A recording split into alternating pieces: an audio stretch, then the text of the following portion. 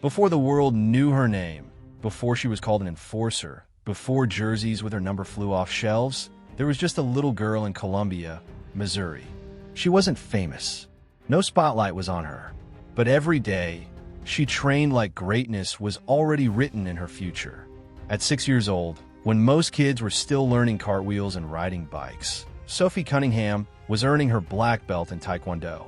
The discipline, the focus, the fearless mentality of martial arts, that was her foundation. Those lessons would later show up on the hardwood every time she refused to back down, every time she threw her body in front of a charging defender. Sophie was never ordinary. She was built different. And you are a black belt in Taekwondo? Yeah, I got when I was 6. So do you still practice? No, I quit when I got my black belt, so. Do you see any way that can relate to basketball? Can that help you at all? Yeah, I mean, I was super little. I started when I was 2, but I think that also made me mentally tougher. Sports weren't just a hobby in the Cunningham household. They were in her DNA. Her father had played college ball. Her mother competed in track and field. Her sister Lindsay suited up for Missouri, and her aunt, uncle, and grandfather all played at the collegiate level. It wasn't just a family tree, it was a sports dynasty. Around the dinner table, competition was the language. Encouragement was fierce, and belief in chasing greatness was never negotiable. I think when it comes to who inspired me, I do think that it was my mom and my aunt, my grandma. They're just strong, powerful females who have made a huge impact on, raising other strong, powerful females in the world.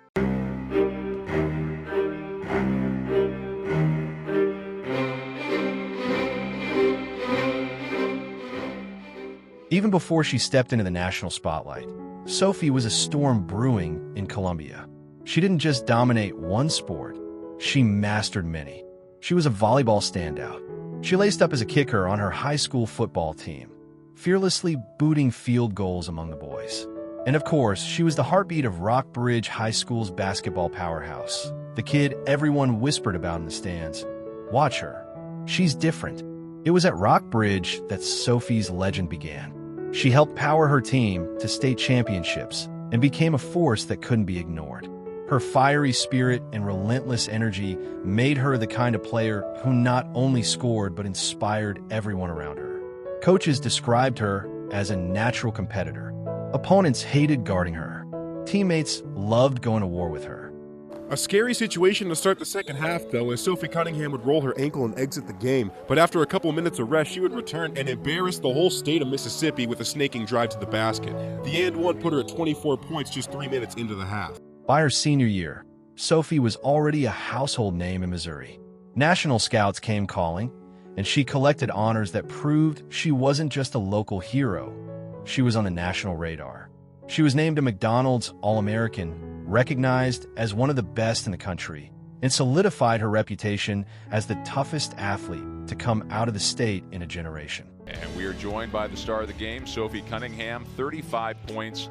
At what point did you get the feeling you were going to have a pretty good day today? I don't know. My teammates did a great job of getting me open, and I was just feeling it today. I mean, finally, I was getting my threes to go in, but it's my teammates giving me the ball when I need it and just getting me open. But what made Sophie unforgettable wasn't just the stats or trophies.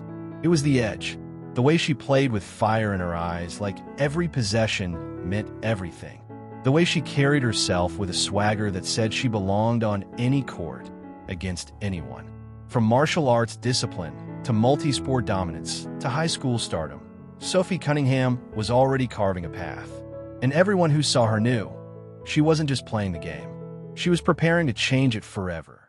She arrived at the University of Missouri in 2015 with the weight of a hometown's expectations on her shoulders.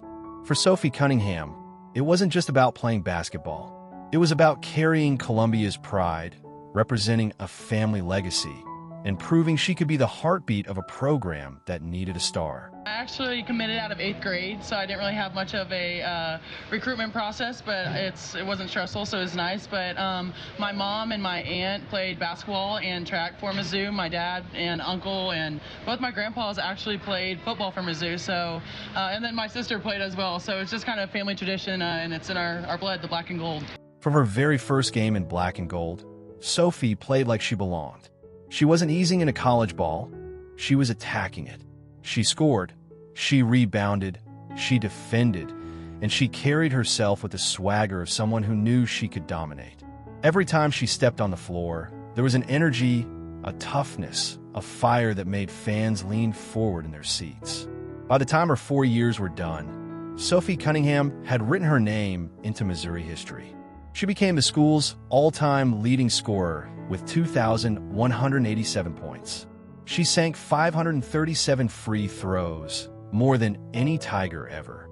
She drilled 593s, second only in school history. And as a senior, she posted a stat line no one else in the nation matched. 17 points per game with 200 rebounds, 83 pointers, and 150 made free throws. Numbers that didn't just tell a story, they shouted it. Sophie wasn't just good, she was elite. Kind of a loss of words. Gonna hold back some tears a little bit, but I don't know. It's cool that it's my name, but honestly, it should be all my teammates' names, my family members' names, everyone who came out of the woodworks when I was playing there, and so I'm honored. But stats were only part of her legend. In the SEC, where competition is fierce and reputations are earned through grit, Sophie was known as the fearless one. She dove for loose balls, played through pain, and stared down opponents without blinking. Fans loved her, rivals hated playing against her, and coaches praised her leadership. Missouri basketball was relevant again, and Sophie Cunningham was the reason. Then came April 2019, WNBA Draft Night. Sitting in a room filled with cameras, Sophie waited to hear her name. When the Phoenix Mercury called her 13th overall, she stood up and embraced the moment. I think every time I saw you play, I thought passion and toughness. What is it about you that makes you so tough and competitive? I just love the game, and I'm going to do whatever it takes for me to win and for our team to win. And so I'm really excited to get out there and go to work. All right, you've got some pretty good teammates. Who do you look forward to playing the most and learning from? Oh my gosh, I'm not going to say one, but I'm just so excited to be a sponge and soak it all up from the legends. It was the start of a new chapter, but the pro game wasn't easy. She was joining a roster stacked with legends like Diana Taurasi and Brittany Griner. Minutes were scarce, expectations were high, and every possession mattered. When the WNBA season ended, she refused to slow down. Sophie crossed the globe, signing with the Melbourne Boomers in Australia's WNBL. Against international competition, she averaged 11.6 points, 3.6 rebounds, 2.3 assists, and shot nearly 90% from the line. Thousands of miles from Missouri, she showed the same grit, the same edge, the same fight that defined her at home. From Columbia to the SEC, from Phoenix to Melbourne, Sophie Cunningham wasn't just surviving each new stage. She was leaving her mark, one fearless performance at a time. She never backed down from challenge. That's why fans call her the spark plug, the enforcer, the player you love on your team and hate to play against. For Sophie Cunningham, reputation was earned the hard way, through bruises, dives, and moments that went viral. On June 17th, in a heated matchup against the Connecticut Sun, Sophie showed exactly who she was. After Caitlin Clark took a hard poke to the eye, Sophie didn't hesitate. She stepped in, confronted opponents, and stood as Clark's protector. The refs threw her out. The clip exploded online. Some called it reckless. Others called it loyalty. For millions of new fans, Sophie became the enforcer who had Clark's back when it mattered most. That's a flagrant foul. But that fire has always come with consequences. She's racked up about $2,000 in league fines. Once for mocking referees in a TikTok, another for blunt words on her podcast. Critics tried to paint her as controversial. Fans saw her as unfiltered, authentic, unwilling to play a role she didn't believe in. Even the MAGA Barbie storm, sparked by a red cap reading Hot Cowgirl Summer, couldn't shake her focus. Sophie made it clear, her intensity isn't about politics. It's about competitiveness, about refusing to be tamed. That intensity didn't just show up in headlines. It showed up in the numbers. After the Clark incident, Cunningham's jersey sales surged. Her rookie trading card shot up in value by 189%. For the first time, her presence wasn't just felt on the court, it was stamped in pop culture. Then came 2024. A trade to the Indiana Fever. A new city, a new system, a new role. New faces here. You have a couple returners coming back here that are solid for y'all. Us. Not y'all, it's us now. For Sophie, it was an opportunity to reinvent herself while still being the same fiery competitor. She clicked instantly with Caitlin Clark, forming not just an on-court pairing, but a genuine friendship. Teammates spoke about her energy in the locker room, the way she lifted spirits, the way she played like every game was personal.